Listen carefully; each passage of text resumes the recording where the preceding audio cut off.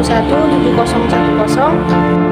Baik, saya di sini akan menjelaskan tentang part of speech, bagian verb, noun, dan adverb.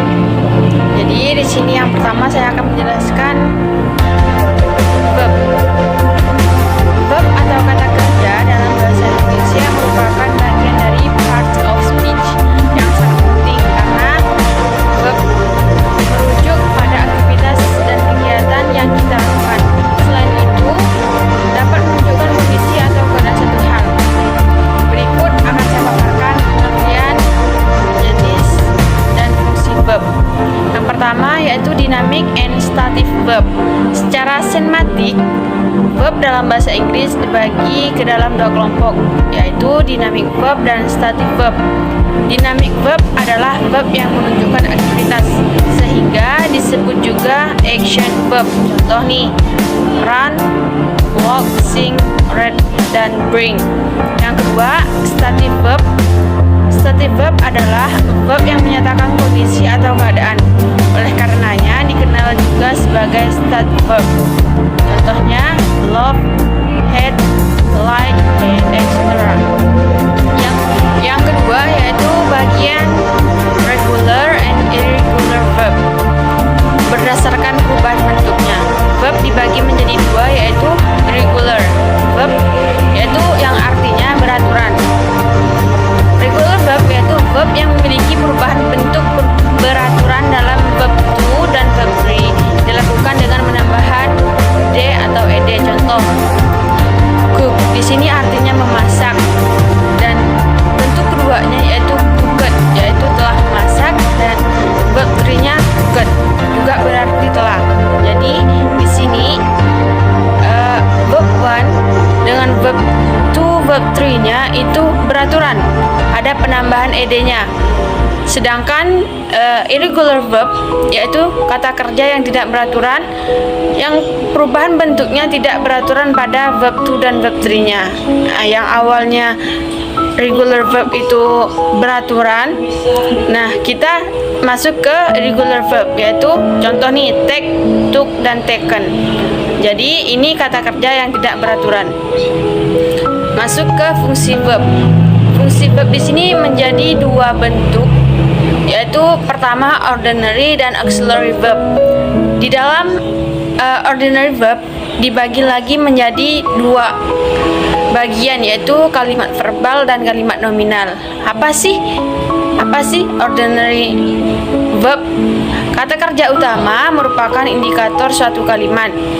Kata kerja utama di sini yang saya maksud adalah ordinary. Tanpa adanya verb ordinary, susunan kata tidak bisa disebut kalimat. Dengan kata lain, keberadaan verb ordinary dalam sebuah kalimat merupakan hal yang mutlak, dikarenakan verb ordinary mengandung arti atau makna di dalamnya. Dan verb ini menempati bagian terakhir dalam rangkaian verb. Kita masuk ke kalimat verbal, yaitu bagian verb ordinary-nya. Kalimat verbal yaitu kalimat yang verb ordinary-nya bukan anggota be. Kalian sudah mengetahui anggota be, yaitu am, is, are, was, were, be, been, and being. Nah, contoh di sini, we are studying. Studying di sini bukan anggota be karena tidak ada dari salah satu to be tadi, yaitu am, is, are, atau dan sebagainya. Dan yang kedua yaitu kalimat nominal. Kalimat nominal yaitu kalimat yang verb ordernya berupa anggota be. Jadi verbal di sini yaitu kebalikan dari nominal. Yang verbal di sini yaitu bukan anggota be. Di sini yang nominal yaitu berupa anggota be. Contoh nih, the girls are very beautiful. Di sini ada kata are, berarti di sini anggota be. Contoh keduanya, David will be a good lecturer in physics. Di sini be di sini yaitu anggota be. Yang kedua yaitu auxiliary atau kata kerja bantu. Berbeda dengan verb ordinary. Verb auxiliary tidak memiliki makna yang jelas atau tidak berarti dan bermakna. Akan tetapi, keberadaannya dimaksudkan untuk membantu dalam pembentukan tenses. Dalam rangkaian verb auxiliary menempati bagian sebelum verb terakhir. Contoh, each student is writing a composition. Jadi, is di sini yaitu adalah kata kerja bantu. Jadi, penempatannya di sini to be di sini yaitu is sebelum kata kerja. Yang kedua yaitu adalah pengertian noun. Noun adalah kata yang digunakan untuk menamai atau menyebut orang, benda, tempat, dan ide. Dengan kata lain, kata ini merujuk pada benda fisik dan konsep abstrak. Noun dapat dicontohkan dengan kata-kata seperti table, house, floor, and water. Konsep abstraknya time, ide, opinion, age, and difficulty. Dari contoh tadi dapat dilihat bahwa noun tidak hanya merujuk benda fisik tetapi juga konsep abstrak yang ada di dunia. Jenis dan contoh noun. Yang pertama yaitu adalah concrete and abstract nouns. Berdasarkan bentuk, noun dibagi menjadi dua, yaitu concrete noun dan abstract noun. Concrete noun adalah noun yang dapat diamati oleh panca indera sehingga sifatnya konkret atau merujuk pada suatu benda secara langsung seperti disinggung muka. Contoh, book, eraser, flower, chair, classroom, dan etc. Yang kedua yaitu adalah abstract noun. Abstract noun adalah noun yang tidak diamati oleh panca indera. Dengan kata lain, noun ini bersifat abstrak atau berkonsep kebendaan saja. Noun jenis ini biasanya ditandai dengan akhiran h, ion, sion, tion. Contoh, happiness, emergency, pleasure, dan etc. Dan bagian kedua yaitu adalah countable dan uncountable nouns. Di sini menjadi dua, yaitu countable noun adalah noun yang dapat dihitung. Ciri-ciri noun ini adalah dapat diikuti oleh hitungan seperti 1, 2, 3, dan seterusnya. Dan jika di artikel ada e dan en dalam bentuk tunggal. Contoh, house, one house, three houses. Berkaitan dengan jenis ini, noun yang berbentuk tunggal disebut singular noun dan noun yang berbentuk jamak disebut plural noun, s dan es. Selain itu, perlu diketahui bahwa terdapat noun yang mempunyai bentuk tidak beraturan ketika berbentuk jamak. Mereka ditambah s atau s melainkan memiliki bentuknya sendiri. Yang kedua yaitu uncountable noun. Uncountable noun adalah noun yang tidak dapat dihitung. Adapun ciri-cirinya berkebalikan dengan countable noun tadi, yaitu tidak dapat diikuti oleh hitungan 1, 2, 3, 4, dan seterusnya, dan tidak diikuti oleh artikel e dan an, atau tidak ada bentuk tunggal. Contoh, uncountable noun sebenarnya memungkinkan untuk dihitung, namun dihitung bukanlah zat atau substansinya melainkan takaran atau wadahnya. Karenanya noun ini juga disebut mass noun. Contoh, glass of milk, 2 glasses of milk. Jadi di sini sebuah gelas.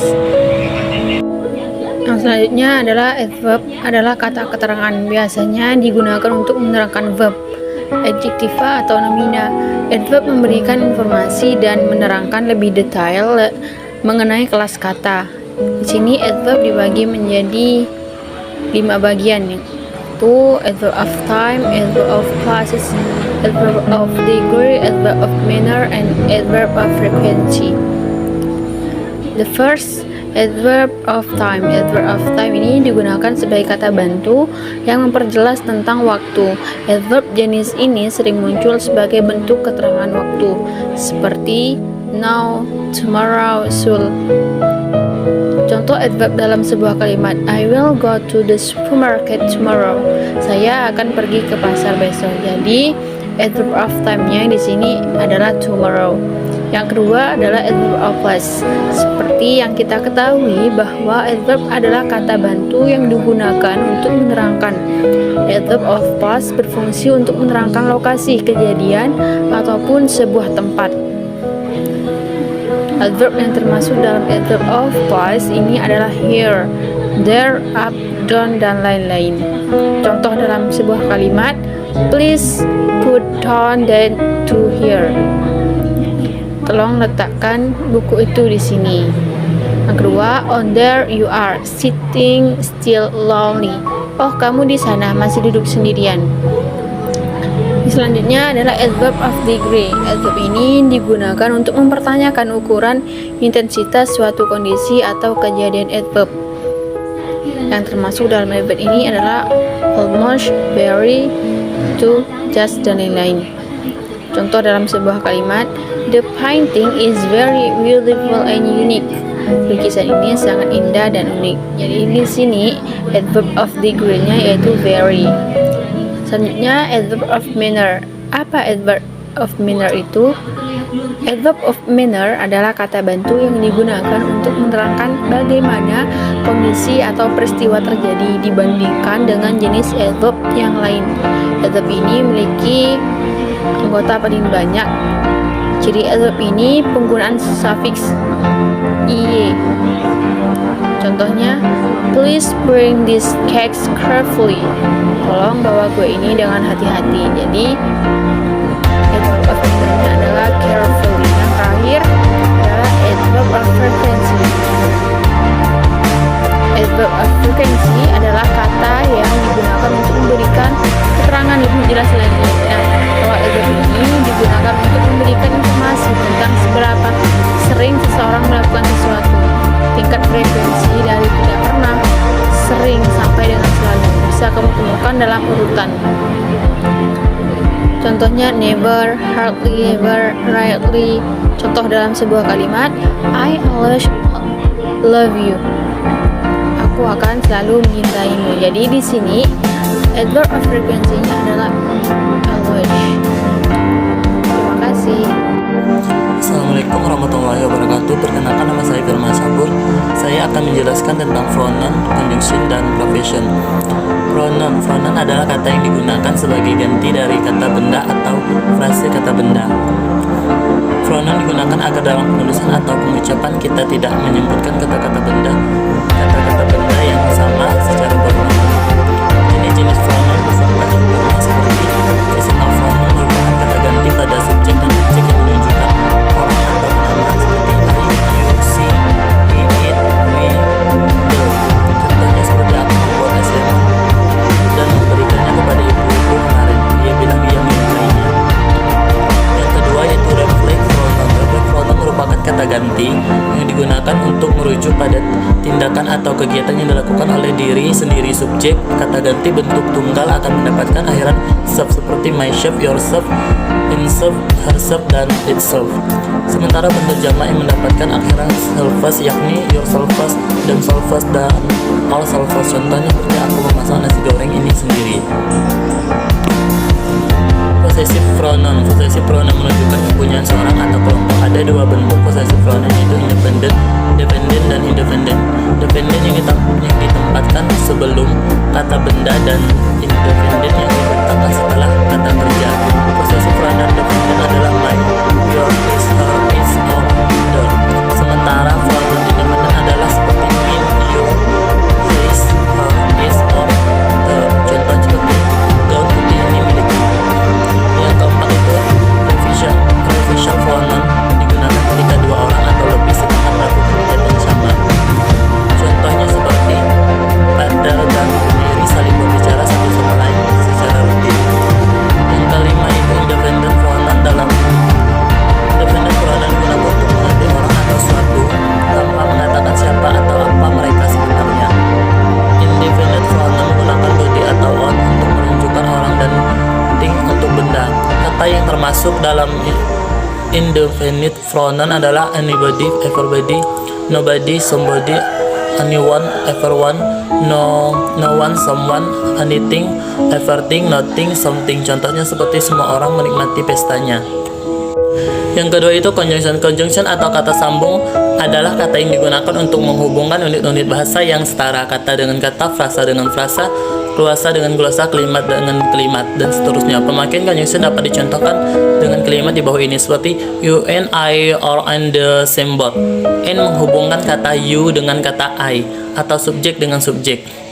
Jenis dan contoh conjunction. Compound conjunction adalah kata sambung yang menghubungkan hal-hal yang setara, misalnya subjek dengan subjek, verb dengan verb, objek dengan objek, adverb dengan adverb, adjektif dengan adjektif, disebut compound conjunction. Dibagi menjadi dua antara lain coordinate conjunction. Coordinate conjunction itu seperti for and, nor, but, or, yet, so. Yang kedua itu correlative conjunction, itu seperti both, subject and subject, not subject but subject. Contohnya itu both the driver and the passenger were injured in the accident. Complex conjunction. Complex conjunction adalah kata sambung yang menghubungkan kata main clause induk kalimat dan subordinate clause anak kalimat bertemu dengan dua jenis clause ini akan membentuk kalimat. Adapun anggota complex conjunction meliputi konjungsi selain compound conjunction seperti when, will, which, what, when, where, that, after, before, till, until, because, although, if, dan sebagainya. Contohnya itu seperti he was talking on the phone when I arrived. We stayed there until we finished our work. After so granted she will get a job. I had left before he come. He went to bed because he was sleepy. Fungsi conjunction dibagi menjadi 13, yaitu ada penambahan, pilihan, pertentangan, kesimpulan, keterangan tambah, hubung sebab akibat, pengaruh atau akibat, maksud dan tujuan, syarat, pernyataan mengalah, perbandingan, cara, waktu. Yang ketiga itu prophetation. Prophetation atau kata depan adalah kata yang diletakkan sebelum noun, pronoun, noun first, noun clause, dan ground. Object to prophetation, polanya itu seperti prophetation plus noun, front, np, ngl, dan f-ing. Contohnya seperti he likes listening to music too. Prophetation diikuti oleh musik yang berkelas, kata noun. Bentuk prophetation ada beberapa bentuk prophetation dalam bahasa Inggris seperti one word prophetation. Dari satu kata memiliki dua bentuk seperti tanpa akhiran ing dan dengan akhiran ing. Tanpa akhiran ing seperti about, before, during, of, about, behind, except one. Dengan akhiran ing seperti bearing, during, including, concurring, exceeding, notwithstanding, considering, excluding, pending. Two-word prophetation ada beberapa two-word prophetation terdiri dari dua kata meliputi sebenarnya dengan of, ahead, exclusive, and prestative as. Dengan to seperti according, on to, relative to. Dengan with seperti along with, completely, together. Dengan for seperti as for, except, except, but. Dengan from seperti apart from, extended from, away from. Dengan up seperti up against, up till, up to, up late, up until. Jenis dan contoh prophetation. Free and bond prophetation berdasarkan jenis prophetation dikelompok menjadi dua, yaitu free prophetation atau bebas adalah profesi yang penggunaannya tidak terkait dengan kata-kata tertentu atau dengan kata lain yang dapat digunakan secara bebas yang termasuk ke dalam kelompok yang ini adalah profesi yang disebut di muka. Contohnya seperti I'm sitting on beds. The grass over the hill looks greener. He was willing to scream anything for the sake of his family. Yang kedua itu bond prophetation atau terikat. Bond prophetation adalah profesi yang mempunyai aturan dalam penggunaannya. Profesi ini digunakan terikat dengan kata-kata tertentu seperti verb, noun, dan adjektif. Verb plus verb seperti of course, apology, agree to, ask for. Yang noun plus verb itu seperti say of, take cause of, intonation of. Adjective plus verb itu seperti about, seperti assume to, afraid of, accuse of. Fungsi prophetation yaitu ada waktu, tempat dan arah, pelaku, alat. Assalamualaikum warahmatullahi wabarakatuh. Perkenalkan, nama saya Muhammad Egi Parezi dari Prodi Tadis Bahasa Inggris kelas 1A. Di sini saya akan menjelaskan materi tentang adjektif dan interjection. Adjektif adalah kata yang digunakan untuk mendeskripsikan noun, kata benda, atau pronoun, kata ganti, yang dapat berupa orang, person, tempat, place, hewan, animal, benda, atau konsep thing. Kata sifat bahasa Inggris ini merupakan satu dari beberapa part of space. Adapun contoh-contoh adjektif yaitu dark, hot, young, bad, pretty, tiny, selfish, stubborn, bright. Ada beberapa bentuk adjektif yang bisa digunakan dalam kalimat, yaitu adjektif frase merupakan hasil kombinasi antara adjektif sebagai head dan modifier atau determine. Contohnya, the exam was not too difficult, yang artinya ujiannya tidak terlalu sulit. Yang kedua, adjektif kompon adjektif bisa juga bergabung dengan part of space lain seperti noun, kata benda, dan verb, kata kerja, untuk membentuk sebuah kata baru. Jika hal ini terjadi, baru yang dihasilkan disebut dengan kompon adjektif. Interjection adalah sebuah kata atau frasa yang diucapkan dengan pendek dan tiba-tiba, tapi mengekspresikan emosi. Secara literally, interjection tidak memiliki makna khusus dalam kamus bahasa Inggris. Akan tetapi saat diucapkan, orang yang mendengarnya sudah bisa mengerti apa arti interjection tersebut. Kapan interjection bisa digunakan? Interjection bisa digunakan hampir di seluruh kalimat, hampir di seluruh jenis kalimat, dimanapun letaknya, depan, belakang, atau tengah. Akan tetapi komponen part of space satu ini biasanya lebih banyak digunakan untuk percakapan informal. Penggunaan interjection dalam bahasa Inggris memang sebatas spoken words saja. Dalam bacaan umum, penggunaan interjection umumnya dibatasi untuk menghindari subjektivitas. Contoh-contoh interjection dalam kalimat. Yang pertama, nope, meaning nope, I don't like waiting too long. Yang kedua, there, meaning oh there, what a pity, can I help you? Yang ketiga, wow, meaning wow, she looks so awesome, what a surprise. Sekian dari saya, thank you for watching. Wassalamualaikum warahmatullahi wabarakatuh.